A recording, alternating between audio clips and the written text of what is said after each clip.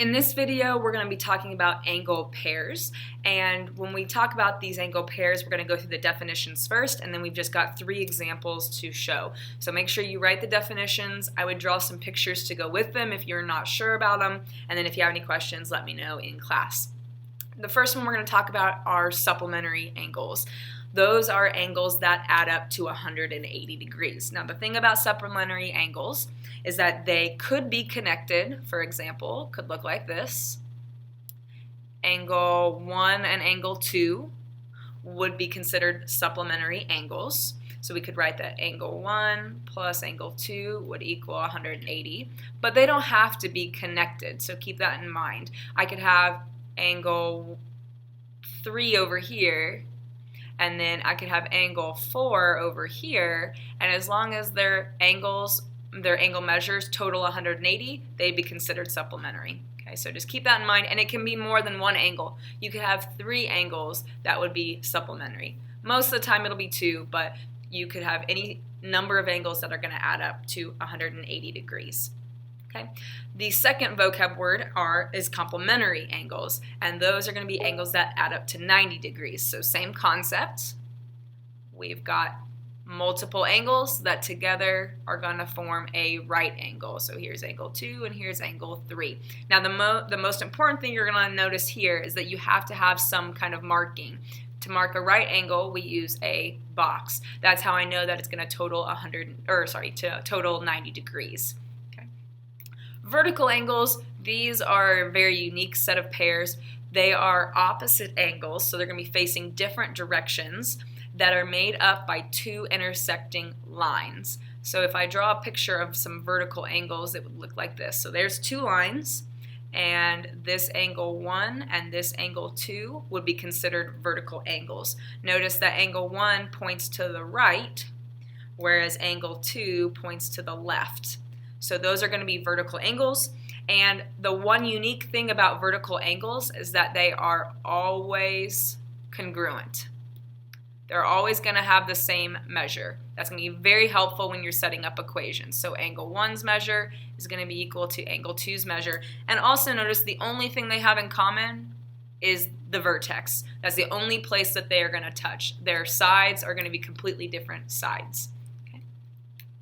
Next vocab word is the adjacent angles. All you really need to know about adjacent angles is that they're going to be connected side by side. For example, I could have these 2 angles drawn in here, angle 3 and angle 4. Notice that they share a vertex, that middle point, and they also share one ray or one side. That's what we classify as an adjacent angle.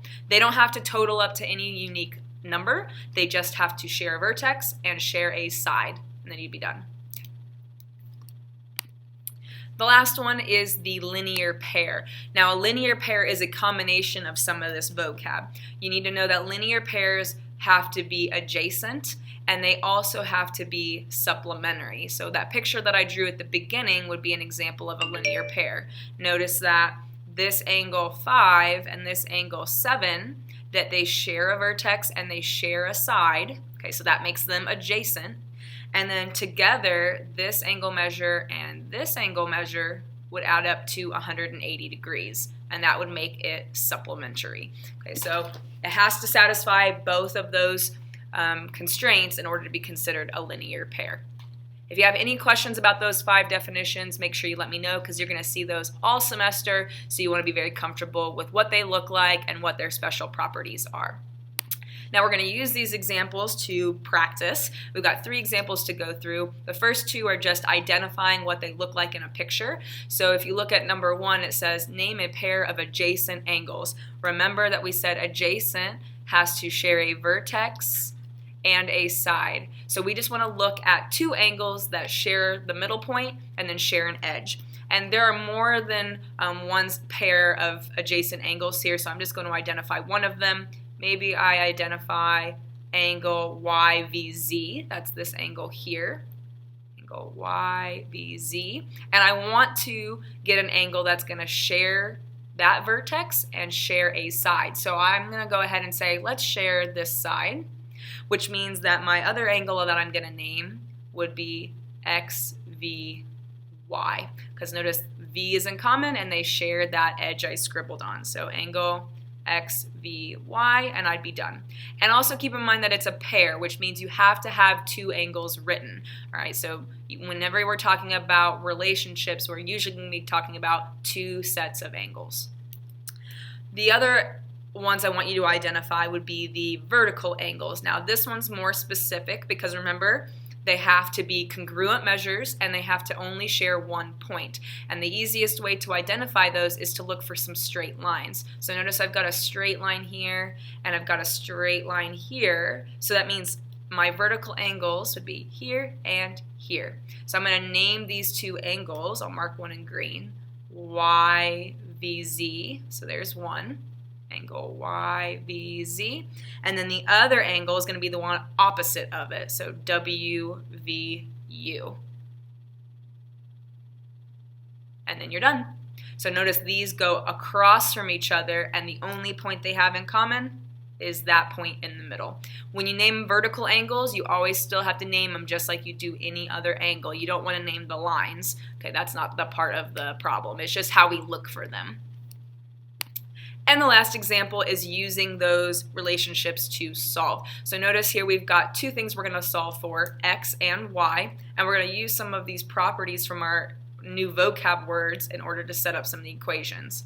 There's more than one way to do this, but one thing that I see right away is that we have vertical angles. They're across from each other, they share one point, they make straight lines, so we know automatically that vertical angles are congruent. And that means that I can take this and set it equal to this. And I'm going to start off with that. 78 equals 2x minus 10.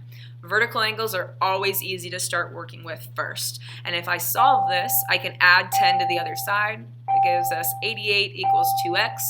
Divide by 2, we get x is 44. Now to solve for y, we could use a couple other properties.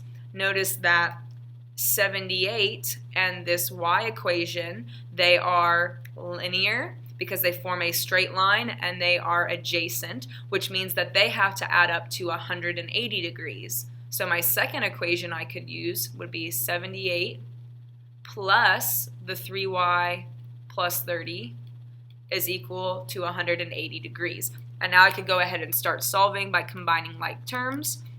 I get 3y plus 108 equals 180. Subtract the 108 over to the other side, and I get 3y is equal to 72.